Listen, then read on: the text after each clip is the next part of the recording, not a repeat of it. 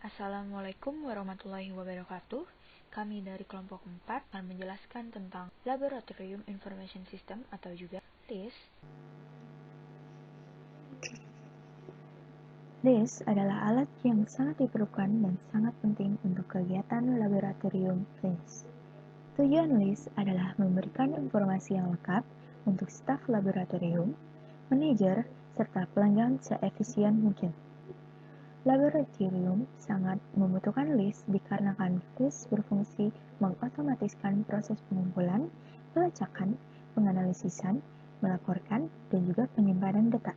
Berikut merupakan sejarah dari LIS atau LIMS, di mana pada tahun 1970 sampai dengan 1980, rekam data yang didapatkan oleh LIS atau LIMS berupa pulpen dan kertas.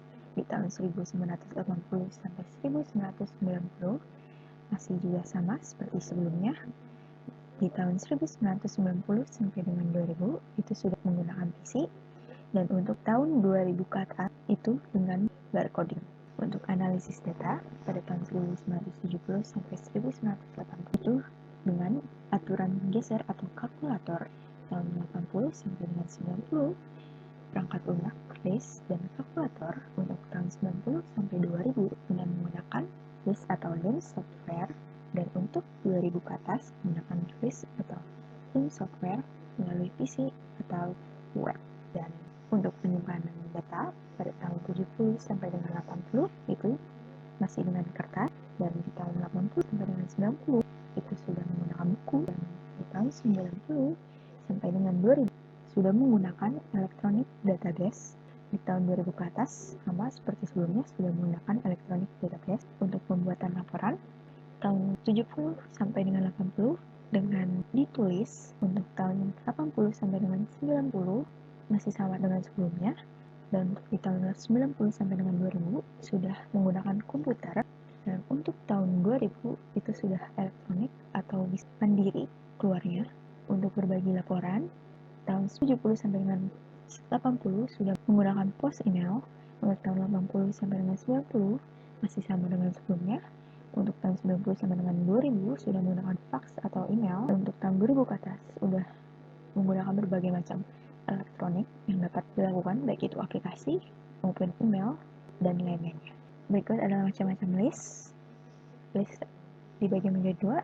Ada list yang masuk ke dalam informasi rumah sakit atau HIS, Hospital Information System, dan juga list yang berdiri sendiri. Untuk di rumah sakit RC, mereka masih menggunakan list yang berdiri sendiri, belum menyatu dengan HIS, sebagaimana telah kita lakukan studi kasus di rumah sakit RC. Di mana di sini kita bisa lihat pembagiannya. List yang terdapat pada HIS dan juga list yang berdiri sendiri. Sistem Informasi dan Alur Kerja Laboratorium atau SIS. Yang pertama itu ada pra-analisis, kemudian ada analisis, dan juga ada post-analisis.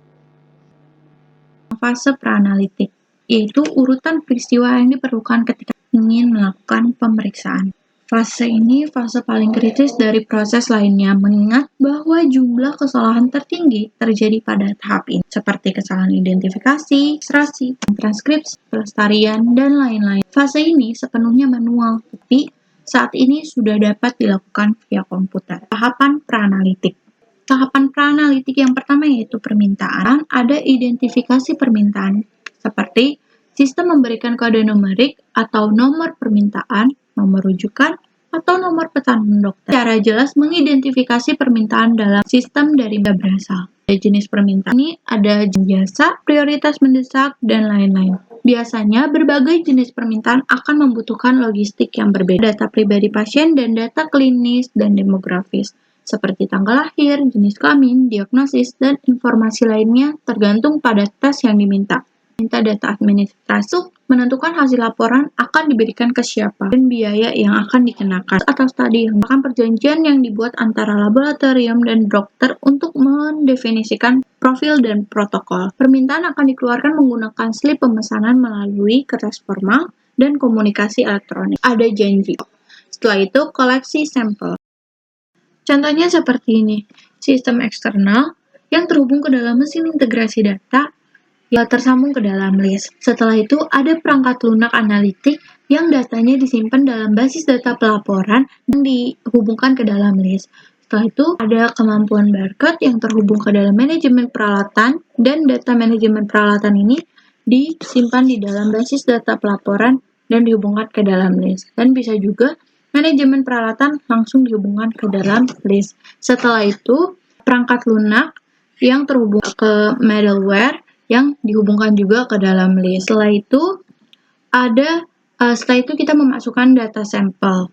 Setelah itu memasukkan data sampel dapat permintaan pada bentuk tanda optik. Setelah itu memasukkan data sampel secara manual, penerimaan sampel dan distributor. Selanjutnya, distribusi pekerjaan. Setelah sampel yang disiapkan dengan benar tersedia di area atau laboratorium tempat analisis akan dilakukan, LIS dapat mengeluarkan daftar kerja atau lembar yang menunjukkan tes mana yang akan dilakukan di area atau peralatan ini, bersama dengan informasi yang dianggap perlu untuk melakukan tes-tes itu. Fase analitis, yaitu proses penganalisisan sampel. Ada dua contoh, yaitu koneksi dengan penganalisa dan kontrol kualitas analisis.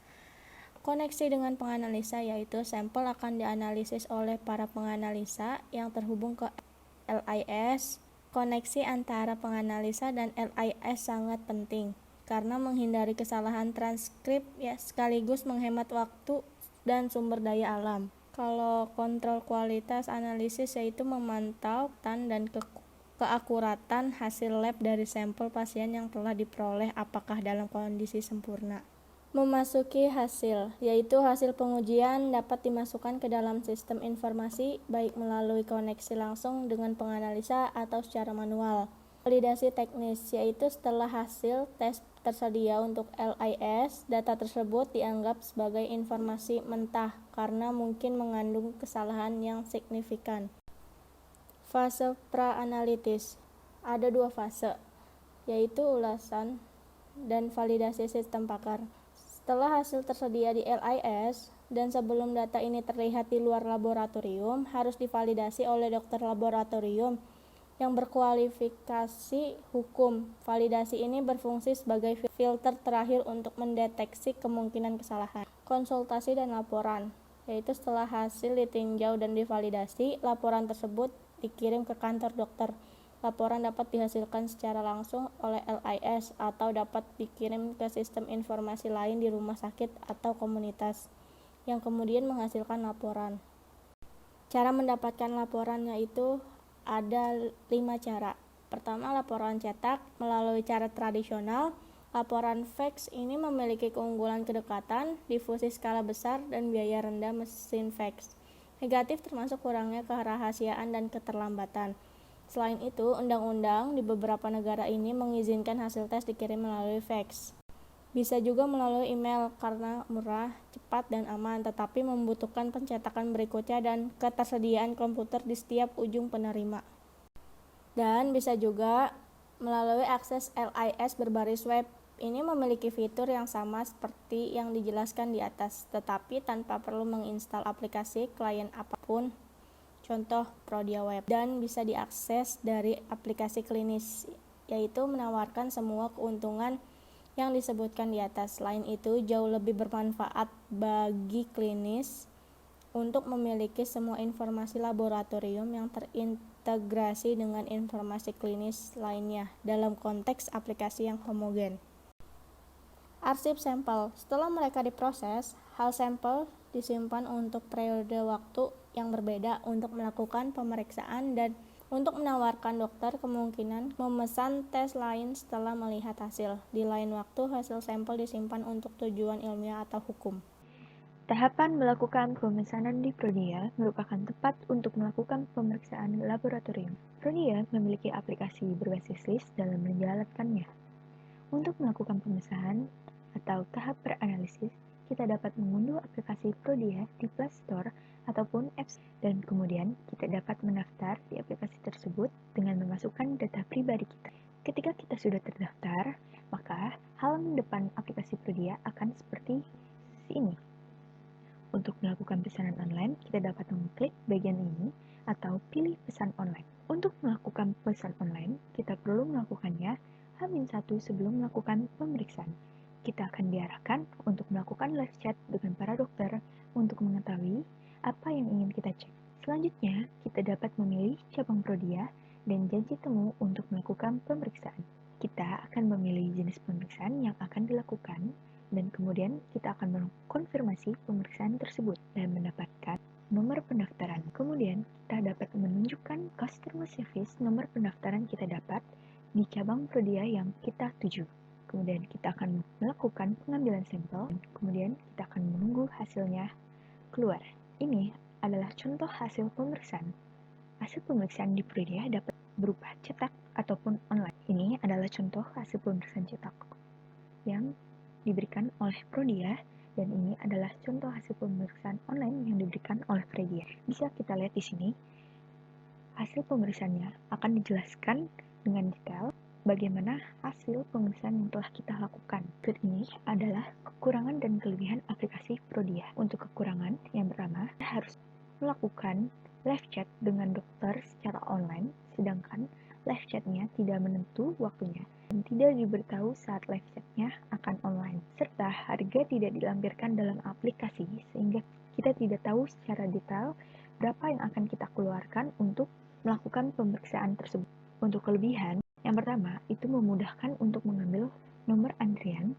Yang kedua, kita akan diberitahu saat hasilnya akan keluar dengan melalui SMS untuk membuka aplikasi Prodia dan melihat hasilnya. Ketiga, kita akan diberitahukan bahasa-bahasa kedokteran yang tidak kita pahami atau tidak dipahami oleh masyarakat umum.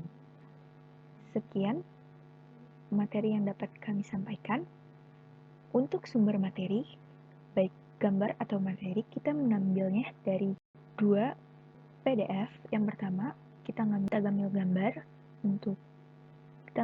di PDF bagian sini. Ini merupakan buku dan ini adalah contoh bukunya. Yang kedua, kita mengambilnya dari e-health handbook yang diberikan oleh Bu Fitri untuk studi kasus di Rumah Sakit Yarsi. Ini adalah yang kita lakukan, dan ini adalah aplikasi Prodia yang ada di kami. Sekian dari kelompok kita, kurang lebihnya mohon dimaafkan. Assalamualaikum warahmatullahi wabarakatuh.